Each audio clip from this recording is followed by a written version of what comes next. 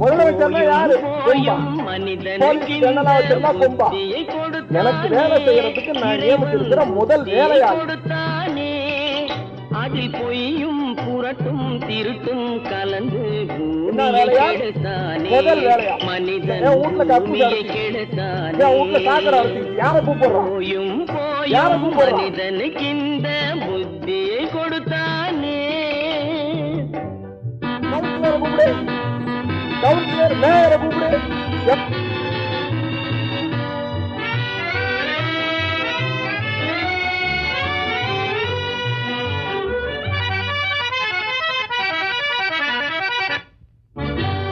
கண்கள் இரண்டில் அருள் இருக்கும், எம்எல்ஏ மந்திரியை கூப்பிடு, மந்திரி முதலமைச்சரை கூப்பிடு. ஆயிரம் பொருள் இருக்கும்.